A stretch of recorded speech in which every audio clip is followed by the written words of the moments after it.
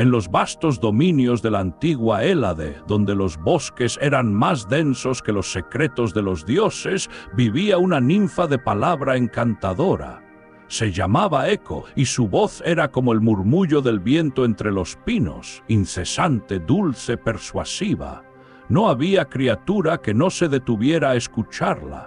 Ni hombre ni bestia, ni siquiera otras ninfas, podían resistirse al embrujo de su charla constante, siempre llena de historias, cantos, preguntas y juegos verbales. Pero Eco tenía un don más peligroso que hermoso, sabía entretener como ningún otro ser viviente, y ese talento se volvió su condena.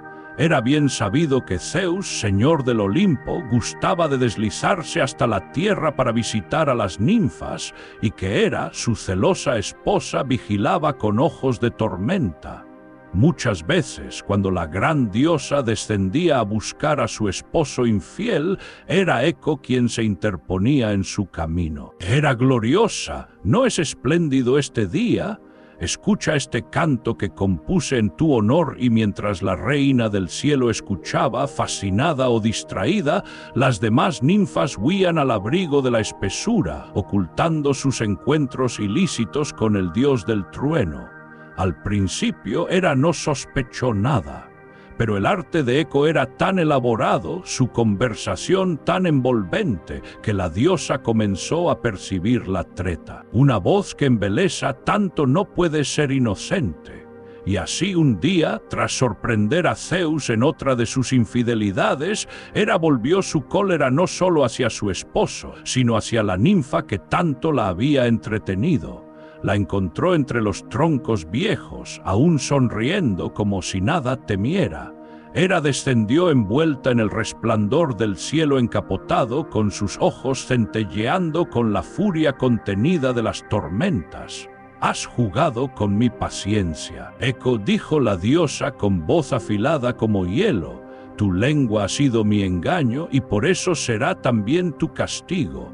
La ninfa quiso hablar, explicarse, quizás hasta pedir perdón, pero la maldición fue pronunciada antes de que pudiera formar una sola frase. «Desde ahora jamás volverás a hablar por voluntad propia, solo podrás repetir lo último que otros digan, nada más». Y así fue. Eco abrió los labios, pero de su boca no brotaron pensamientos propios. Solo resonó hueco, el eco de las últimas palabras de Hera. La diosa desapareció en un estruendo de nubes y la ninfa quedó sola entre los árboles, presa de un silencio peor que la muerte. Podía oír, podía entender, pero no podía comunicarse. Solo repetir sin alma las voces ajenas. Desde ese día, Eco se retiró a los rincones más solitarios del bosque, lejos de las demás ninfas, incapaz de formar parte del canto y la risa. Ya no era la melodía del bosque, sino su reflejo distorsionado. Los árboles altos, las rocas huecas y las cuevas sombrías se convirtieron en su único refugio. Allí vivía, aún invisible a los ojos de los mortales, una voz sin cuerpo, un alma sin diálogo. Repetía palabras de pastores, de viajeros, de amantes escondidos, a veces burlona, a veces lastimera, siempre ajena, nunca propia, y así pasaron los años. Hasta que un día, un joven de belleza imposible cruzó el umbral del bosque. Y la voz sin dueña volvió a latir por un instante con un deseo que ni siquiera las palabras podían contener. Mucho antes de que sus pasos hollaran el bosque donde Eco se ocultaba, Narciso ya era una leyenda viva. Su nacimiento fue en sí mismo un presagio. Fue engendrado en el abrazo entre el dios río Céfiso, cuyas aguas serpenteaban entre los valles de la Beocia, y la ninfa Liríope, cuya belleza reflejaba la calma de los estanques al amanecer. Céfiso no cortejó a Liríope con versos ni promesas. La envolvió con sus aguas, la arrastró bajo la corriente y la poseyó en el lecho líquido de su reino. De aquella unión forzada nació un niño. Al presentarlo al mundo, la ninfa supo que ese hijo no sería como los demás. Tenía ojos como el cielo de verano, piel como mármol tibio y una expresión que parecía burlarse incluso del tiempo. Era hermoso, sí, pero no de un modo corriente. Era una belleza que dolía mirar. Preocupada, Liríope buscó la sabiduría del más célebre vidente, Tiresias, el adivino que había conocido la ceguera y la visión divina y que hablaba con la ambigüedad de los dioses. ¿Vivirá mi hijo una larga vida?, le preguntó. Tiresias, con sus pupilas vacías mirando más allá del tiempo, respondió con una frase que sería recordada por siglos, si no llega a conocerse a sí mismo. Un oráculo oscuro enigmático, como todos los que marcan el destino de los grandes y de los trágicos. Narciso creció como una flor que no supo nunca que era flor. Desde niño, los hombres y mujeres que lo veían se detenían, se le acercaban con sonrisas, con regalos, con miradas deseosas o suplicantes, pero él, aún sin arrogancia al principio, los dejaba atrás sin mirar dos veces. «No entiendo por qué se detienen», le decía a su madre. «No hago nada, solo camino». A veces respondía Liríope, con una tristeza que iba madurando en su pecho: «No es lo que haces, sino lo que eres». Pero Narciso no comprendía, y con el paso del tiempo la atención ajena se volvió costumbre y luego fastidio. Empezó a mirar con desdén a quienes le admiraban, como si su amor fuese una carga innecesaria. ¿Por qué todos me siguen? ¿Por qué siempre me hablan como si me debieran algo?, decía con amargura. No sabía amar, porque nadie le había enseñado a mirar más allá de los ojos que lo miraban. A los 15 años ya se habían contado historias sobre su desapego, sobre los corazones rotos que dejaba tras de sí. Una pastora se arrojó al río cuando él rechazó su confesión. Un joven cazador vagó perdido durante días, llamando su nombre entre los pinos. Otro se arrancó los cabellos en la plaza del mercado, clamando a los dioses por justicia. Pero Narciso no sentía culpa, no sentía nada. ¿Acaso les he prometido amor? ¿Acaso les pedí mirarme así?, decía. No entendía que el amor, aunque no solicitado, merece compasión, y así, sin saberlo, su alma se torcía con cada paso, no por maldad, sino por la falta de espejo. Jamás se había contemplado verdaderamente, no conocía su reflejo, no conocía su interior, y el oráculo de Tiresias esperaba su momento. Una tarde dorada de otoño, mientras las hojas caían como fuego lento sobre la tierra húmeda, Narciso abandonó su hogar y se internó en un bosque desconocido. Cazaba como solía hacer, moviéndose entre árboles con la ligereza de un ciervo. No buscaba compañía, huía de ella. El sol se filtraba en haces dorados. El aire estaba perfumado por la madera tibia, el musgo y la humedad. Y sin saberlo entró en un lugar antiguo, un claro olvidado por los hombres, donde la voz del mundo parecía más suave y cada sombra tenía un nombre antiguo. Allí entre los troncos lo miraban ojos invisibles, y una voz muda durante siglos empezó a latir en el pecho de una ninfa silente. Eco había visto muchas almas pasar, pero ninguna como él, y así, mientras Narciso avanzaba sin saber que caminaba hacia su destino, otra historia comenzaba a despertar, una historia de deseo sin palabras, de amor sin respuesta, de dos seres destinados a no encontrarse nunca del todo. El bosque estaba quieto, casi como si contuviera el aliento. Las hojas susurraban apenas, estremecidas por una brisa suave que cargaba el perfume de la tierra húmeda y de las flores marchitas.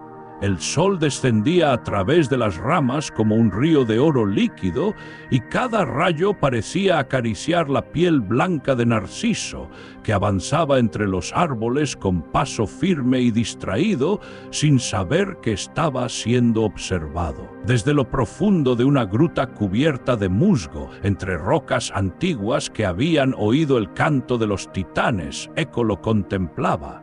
Por un instante su dolor se volvió silencio. No el silencio de la maldición, sino uno diferente, lleno de maravilla. Nunca había visto un rostro como aquel. La curva precisa de sus labios, la simetría imposible de su frente, la luz que rebotaba en sus ojos como si el propio cielo estuviera atrapado en ellos. Eco sintió algo que jamás había sentido, un anhelo que no era solo deseo, sino una urgencia por hablar, por decirle algo, cualquier cosa, no con ecos prestados, sino con su propia voz. Por un momento quiso romper las cadenas de su maldición con pura fuerza de voluntad, con pura necesidad, pero el donde era implacable. Ella no podía hablar primero, solo podía repetir. Y Narciso, ajeno a la presencia que lo rodeaba, se detuvo junto a una roca cubierta de líquenes. Apoyó su lanza, se inclinó para beber agua de un manantial que nacía del corazón de la tierra y luego, satisfecho, alzó la vista. El aire se le hizo más denso, sintió algo, una mirada, una presencia no vista pero latente. ¿Quién está ahí?, preguntó frunciendo el ceño. Eco, oculta entre las ramas, contuvo el aliento. La pregunta vibró en su pecho. No podía resistirse. Su voz salió como una réplica temblorosa. ¿Está ahí? El joven se volvió hacia la voz extrañado. Ven, muéstrate. Y en un susurro tembloroso Eco repitió, muéstrate. Él frunció el ceño, escudriñando entre los árboles. No era la primera vez que alguien lo espiaba, pero esta vez la presencia no era como las demás. Había algo melancólico en esa voz repetida, algo que no sonaba a burla ni deseo, sonaba a soledad. ¿Por qué te escondes?, inquirió con un tono más suave. «¿Te escondes?», repitió Eco, y luego, sin poder contenerse, salió de entre los árboles. Sus pasos eran ligeros como el viento, pero su rostro estaba encendido, los ojos anegados de emoción. Extendió los brazos hacia él como si quisiera tocar un sueño, y por un momento el mundo pareció detenerse, pero Narciso dio un paso atrás. El hechizo se rompió, su expresión se volvió de hielo. «¿Tú eres la que repetía mis palabras?», Eco asintió acercándose con cuidado como si temiera asustarlo. No podía explicarse, no podía contarle su historia, ni su castigo, ni su amor. Solo podía anhelar y repetir lo que él dijera. Narciso la observó. No era fea, pensó. Su cuerpo era ágil, su rostro delicado, y había una intensidad en sus ojos que casi lo perturbaba. Pero no era lo que él buscaba, aunque ni siquiera sabía que era eso. No, dijo simplemente, y se giró recogiendo su lanza. Eco sintió el alma resquebrajarse. Las lágrimas se le agolparon en los ojos, pero no podía llorar con palabras, no podía rogar, no podía decir, «Detente, escúchame, no soy solo una sombra». Lo único que pudo hacer fue repetir su voz, como si su rechazo se hiciera eterno. No, él desapareció entre los árboles.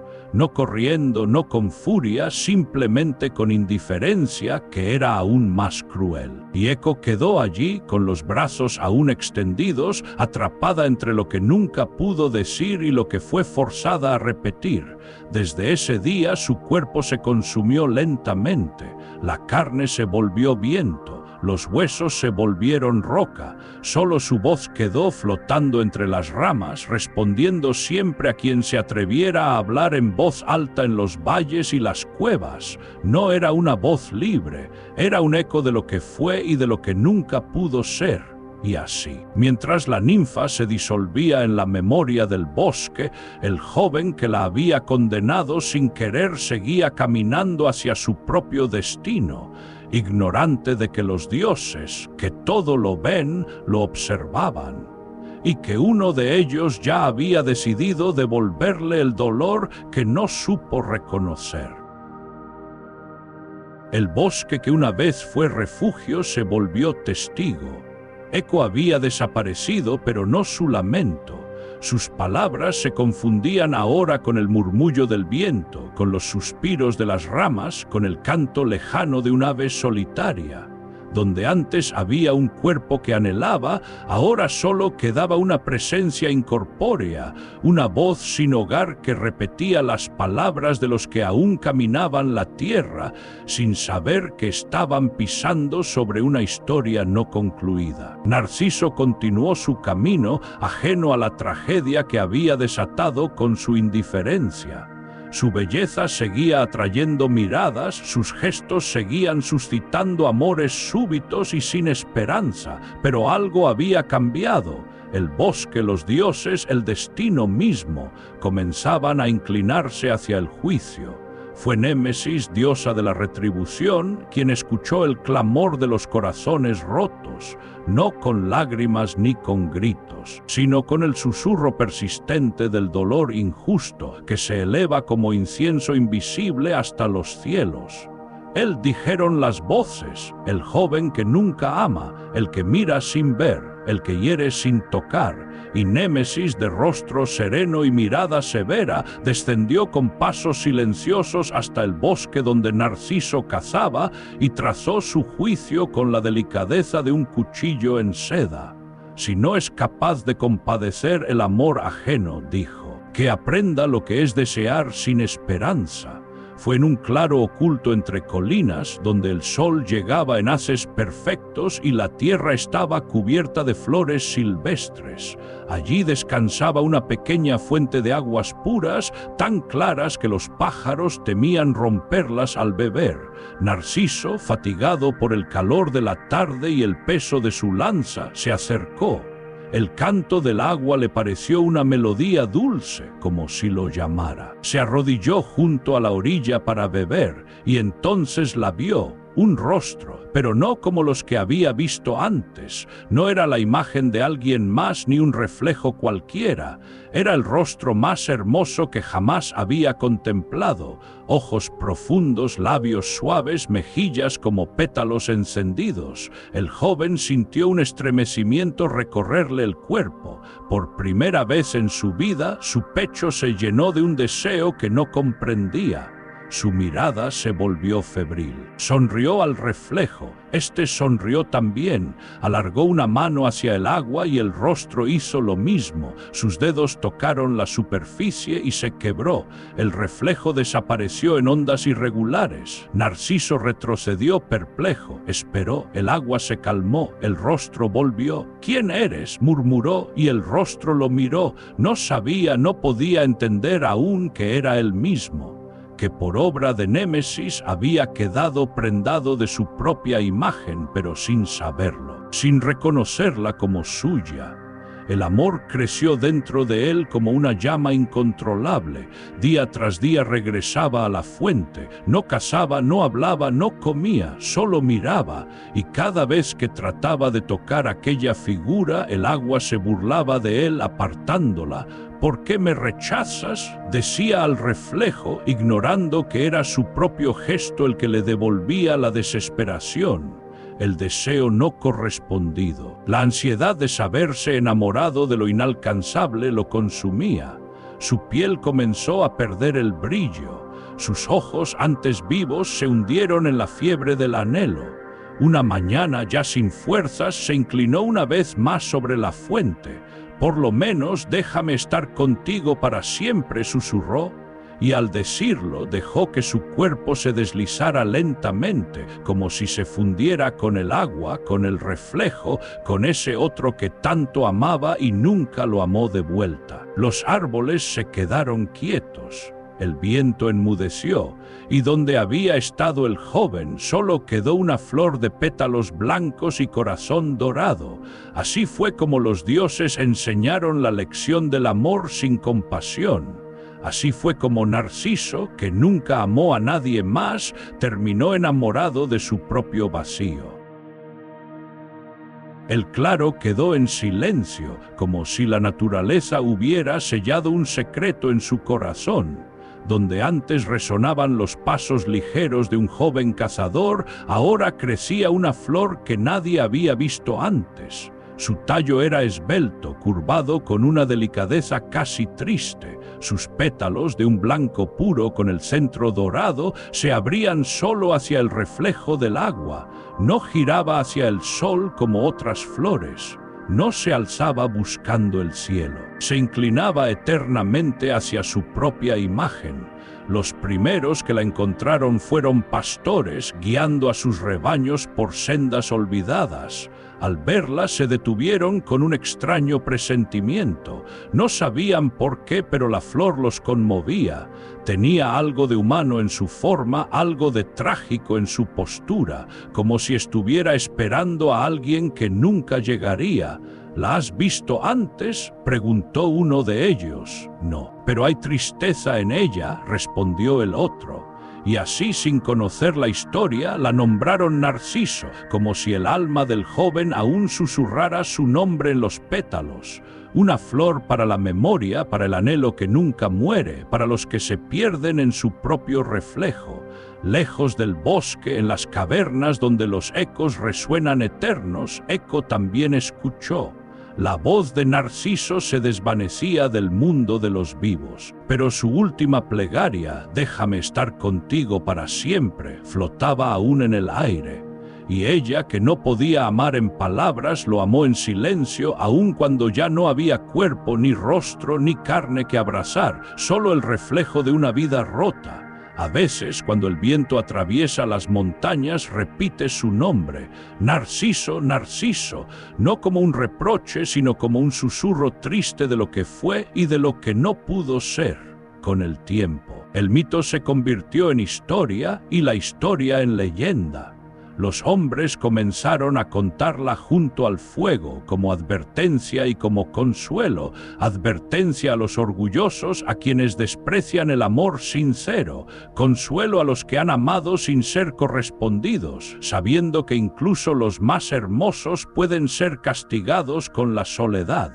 El claro del bosque se volvió sagrado, y la flor del narciso, símbolo eterno del amor que se vuelve contra sí mismo. Florece todavía junto a las aguas quietas, en los bordes de los lagos, en los jardines olvidados, mirando su reflejo, no por vanidad, sino por un recuerdo, por un amor imposible, por una historia que nunca termina. El mito de Eco y Narciso perdura no solo por la tragedia de sus personajes, sino por lo que revela sobre la naturaleza humana. A través de ellos, los antiguos griegos ofrecieron una reflexión sobre dos formas de aislamiento emocional, el de quien no puede ser escuchado y el de quien no sabe escuchar. Eco, condenada a repetir las palabras ajenas, representa la imposibilidad de comunicarse plenamente. Aunque sus sentimientos eran sinceros, su maldición la privó del lenguaje propio. Su tragedia no fue solo el rechazo de Narciso, sino su condena a existir sin poder expresar quién era realmente. En muchos sentidos, su historia habla del dolor de aquellos que por circunstancias externas o internas no encuentran voz. Narciso, en cambio, es la personificación del ego sin conciencia. No fue castigado por ser hermoso, sino por su falta de empatía, por rechazar a quienes lo amaban sin cuestionar su propia incapacidad para vincularse. Su enamoramiento con su propio reflejo no fue tanto una lección contra la vanidad, como una advertencia contra la insensibilidad emocional.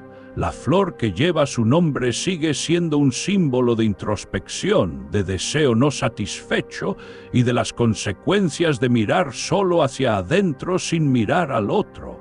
No se trata solo de narcisismo en su forma moderna, sino de la incapacidad para salir del propio mundo interior y conectarse con la realidad emocional de los demás.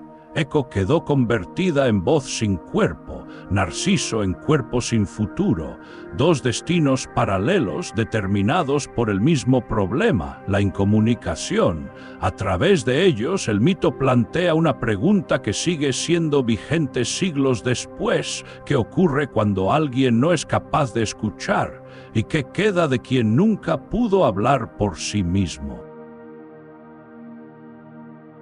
Gracias por acompañarnos hoy. Si disfrutaste de esta historia, suscríbete para más aventuras. Activa la campanita para recibir notificaciones de nuestros próximos cuentos. Déjanos un comentario abajo con tus sugerencias para nuevas historias. Hasta pronto.